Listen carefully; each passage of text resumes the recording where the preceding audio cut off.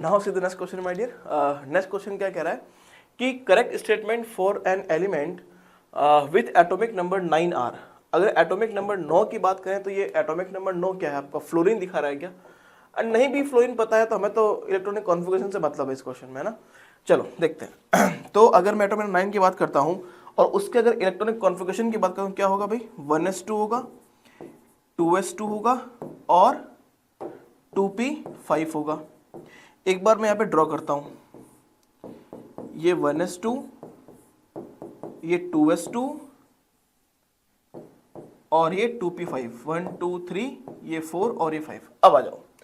अब पहला स्टेटमेंट कह रहा है कि there can be 5 electron for ms equals to plus half and 4 for ms equal to minus half. अब देखो ध्यान से, अब यहाँ पर अगर हम बात करें, वैसे तो कहीं डिफाइन नहीं है कि किसको प्लस हाफ मानते हैं किसको माइनस हाफ, लेकिन हाँ अगर एक डायरेक्शन को अगर आप प्लस हाफ मान सकते हो तो दूसरे को माइनस हाफ मानना पड़ेगा, और जनरली हम इस डायरेक्शन को मानते हैं प्लस हाफ। तो ये वाला क्या हो गया माय डियर, इसको मान लेते हैं प्लस हाफ। ये प्लस हाफ है तो ये भी क्या होगा, प्लस हाफ होगा। ये भी क्या होगा, प्लस हाफ होगा। और ये भी क्या होगा, प्लस हाफ होगा। और ये इसका उल्टा, इसे हम क्या बोलेंगे, माइनस हाफ।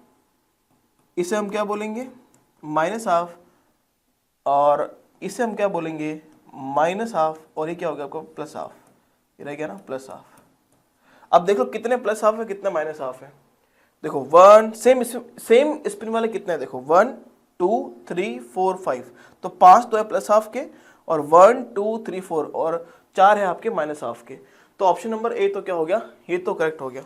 ये तो क्या हो गया भाई, करेक्ट हो गया। ये तो क्या हो गया, करेक्ट हो गया। Now there can be only 1 electron in pz।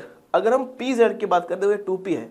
अब यहां पे कौन सा px है, कौन सा py है, कौन सा pz है, कोई पता नहीं है भाई।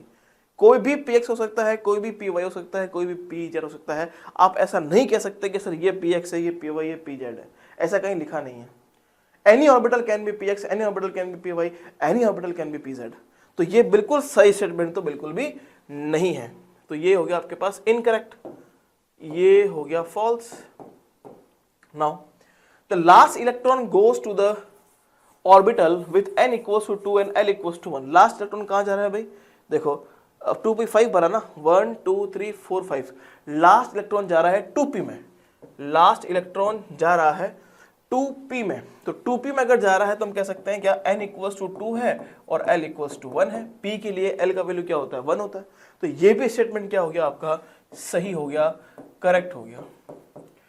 Next D, the sum of angular nodes of all the atomic orbitals is 1। जितने भी एटॉमिक ऑर्बिटल आपको दिखाई दे रहे हैं उन सब का सम किसका, एंगुलर नोड्स का 1 होगा। देखते हैं 1s के लिए आपको पता होगा कि एंगुलर नोड की वैल्यू क्या होती है, l के बराबर ही होती है। तो 1s के लिए तो क्या हो गया, 0 हो गया, ठीक है। और 2s के लिए क्या हो गया, 0 हो गया। इसको मैं मान लो, इसको px मान लूं, कैसे ही मान सकते हैं, ऐसा नहीं है। मान लो इसको px मान लूं, इसको py मान लूं, इसको pz मान लूं, कुछ भी मान सकते हैं। तो पर्टिकुलर इस p के लिए, इस p ऑर्बिटल के लिए l का वैल्यू कितना है, 1 है। इस p के लिए कितना है, 1 है।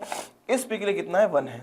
1 + 1 + 1 + 0 + 0 कितना हो गया भाई, टोटल जो एंगुलर नोड्स है all the atomic orbital is basically what, 3।